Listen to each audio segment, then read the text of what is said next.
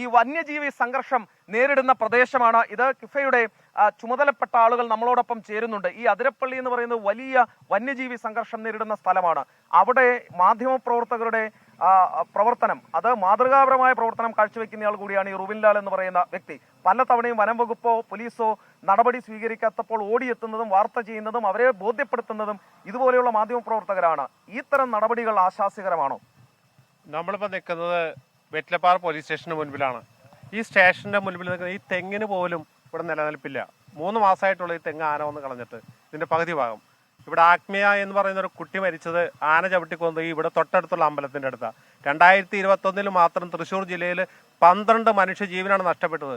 ഇവിടെ ഒരു മനുഷ്യനും കൃഷി ചെയ്ത് ജീവിക്കാൻ സാധ്യമല്ല. ഇവിടെ നിന്ന് ചാലക്കുടി വരെ പോയി ജീവൻ തിരിച്ച് വീട്ടിലേക്ക് വന്നു എന്ന് ഉറപ്പുവരുത്തുന്ന എല്ലാവർക്കും സാധിക്കില്ല. അതാണ് ജീവഭയത്തിലാണ് ഇവിടെ ഓരോ മനുഷ്യനും ജീവിക്കുന്നത്. ഇവിടെ മലയോര മേഖലയിൽ മനുഷ്യർ ജീവിക്കാൻ സാധ്യമല്ലാത്ത അവസ്ഥയിൽ മിക്കവാറും പേര് വിട്ട് കുടിയൊഴിഞ്ഞു പോയിക്കൊണ്ടിരിക്കുന്ന ഒരു മേഖലയാണിത്.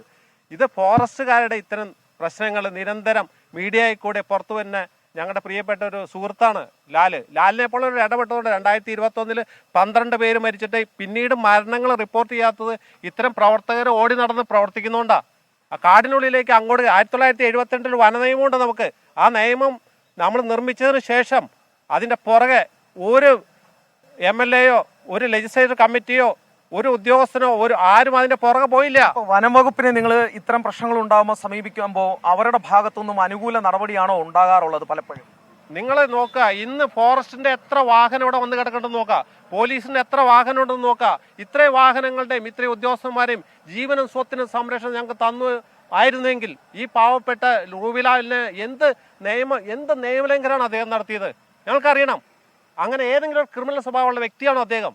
ഒരു വ്യക്തി ഒരു ദിവസം കൊണ്ടാണ് ക്രിമിനൽ സ്വഭാവത്തിൽപ്പെടുന്നത്.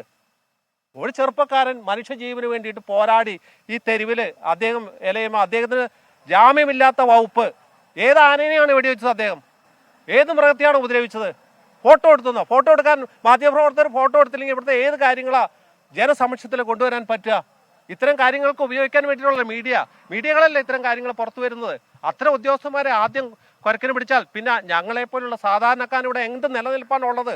തീർച്ചയായും ഗോപികൃഷ്ണൻ, ഇതാണ് വിവിധ സംഘടനകളുടെയും കർഷക സംഘടനകളുടെയും അതോടൊപ്പം വന്യജീവി സംഘർഷത്തിനെതിരെ പൊരുതുന്ന ആളുകളുടെയും ഒക്കെ മാനസികാവസ്ഥ ഇതാണ്. വനം വകുപ്പിൽ നിന്നൊന്നും അവർക്ക് നീതി കിട്ടാതെ വരുമ്പോൾ മാധ്യമപ്രവർത്തകരാണ് ഇതിറങ്ങി വാർത്തകൾ പുറത്തേക്ക് കൊണ്ടുവരുന്നത്.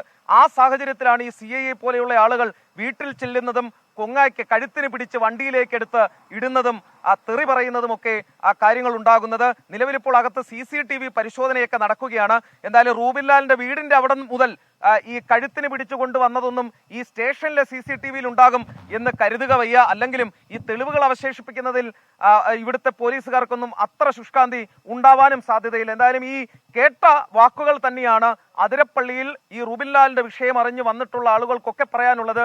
വന്യജീവി സംഘർഷം, വന്യജീവി പ്രശ്നം അവർ വലിയ പ്രശ്നമായി തന്നെ അഭിമുഖീകരിക്കുന്നുണ്ട്. ഈ പോലീസ് സ്റ്റേഷൻ പോലും ആനയുടെ ഭീതിയിലാണ്, കാട്ടാന ഭീതിയിലാണ് നിൽക്കുന്നത് എന്ന കാര്യം കൂടി ഓർമ്മ വേണം. ശരി, ഇതിൽ ഒരു മാധ്യമപ്രവർത്തകന്റെ പ്രവർത്തന സ്വാതന്ത്ര്യം ഹനിക്കപ്പെടുന്നു എന്നത് മാത്രമല്ല, പൗരാവകാശത്തിന്റെ ലംഘനം കൂടിയാണ്. അതിരപ്പള്ളി പോലെയുള്ള മേഖലകളിൽ നിരന്തരമായി മനുഷ്യ വന്യജീവി സംഘർഷങ്ങൾ നിലനിൽക്കുന്ന, നേരത്തെ ഇപ്പോൾ ചിലർ ഇവിടെ പ്രതികരിച്ചതുപോലെ അത്തരമൊരു ഗുരുതരമായ പ്രതിസന്ധി നിലനിൽക്കുന്ന ഇടങ്ങളിൽ ആ വിവരങ്ങൾ പുറം ലോകം അറിയുന്നത് റുബിൻ ലാലിനെ പോലുള്ളവർ റിപ്പോർട്ട് ചെയ്യുമ്പോഴാണ്. അത് 24-ന്റെ ഒരു ക്രെഡിറ്റ് എന്ന നിലയിലല്ല, മാധ്യമപ്രവർത്തകർ ആരായാലും അവർ ചെയ്യുന്ന അവരിലൂടെ പുറത്തു വരുന്ന വിവരങ്ങളിലൂടെയാണ് നമ്മൾ ഈ കാര്യങ്ങളൊക്കെ അറിയുന്നത്. അങ്ങനെ അവിടുത്തെ ജനങ്ങൾക്ക് ആശ്രയിക്കാൻ കഴിയുന്ന, അവരുടെ പ്രശ്നങ്ങൾ സമൂഹത്തിലേക്കും അധികൃതരുടെയും അടുത്ത് എത്തിക്കാൻ കഴിയുന്ന ഒരു പ്രധാനപ്പെട്ടയാൾ എന്ന നിലയിലായിരുന്നു റുബിൻ ലാലിന്റെ മാധ്യമപ്രവർത്തനം അവിടെ നടന്നുകൊണ്ടിരുന്നത്. അതുകൊണ്ട് തന്നെ വനംവകുപ്പ് ഉദ്യോഗസ്ഥർക്ക് അതിനകത്ത് അസ്വസ്ഥതകൾ ഉണ്ടായിട്ടുണ്ടാകും, ബുദ്ധിമുട്ടുകൾ ഉണ്ടായിട്ടുണ്ടാകും. പക്ഷേ അതിനൊന്നും പകരം ചെയ്യേണ്ടത്, അതിനൊന്നും പ്രതികാരം തീർക്കേണ്ടത് ഇങ്ങനെ നിരപരാധിയായ ഒരാളുടെ മേൽ കള്ളക്കേസുകൾ ചുമത്തിക്കൊണ്ടല്ല. സർക്കാർ ഈ വിഷയത്തിൽ നീതിപൂർവ്വം ഇടപെടും എന്ന പ്രതീക്ഷ 24-നുണ്ട്. അതുകൊണ്ട് തന്നെ അത്തരം ഒരു ഇടപെടലിന് വേണ്ടി ഞങ്ങൾ കാത്തിരിക്കുകയാണ്. ഏത് സാഹചര്യത്തിലാണ് റുബിൻ ലാലിനെ പോലൊരു മാധ്യമപ്രവർത്തകനെ പോലീസ് സ്റ്റേഷനിൽ അർദ്ധരാത്രി അമ്മയുടെ അടുത്ത് നിന്ന് പിടിച്ചുകൊണ്ടുപോയി പോലീസ് സ്റ്റേഷനിലിട്ട് മർദ്ദിക്കുകയും ഈ കഴുത്തിന് കുത്തിപ്പിടിക്കുകയും അടിവസ്ത്രത്തിൽ നിർത്തുകയും ചെയ്തത്? ആ ഉദ്യോഗസ്ഥൻ ആരാണ്? എന്തുകൊണ്ട് ഈ സുപ്രീം കോടതിയുടെ നിർദ്ദേശങ്ങൾ അവിടെ പരസ്യമായി നഗ്നമായി ലംഘിക്കപ്പെട്ടു എന്ന കാര്യങ്ങൾ പരിശോധിക്കപ്പെടും എന്ന ഉറപ്പിലാണ് ഞങ്ങളുള്ളത്. ലോകത്തെവിടെയായാലും ഏത് സമയത്തും 24 വാർത്തകളും ഓഗ്മെന്റഡ് റിയാലിറ്റി പാക്കേജുകളും എക്സ്പ്ലെയിനറുകളും വിശദമായി കാണാൻ ഞങ്ങളുടെ YouTube ചാനൽ നിങ്ങൾക്ക് സബ്സ്ക്രൈബ് ചെയ്യാം.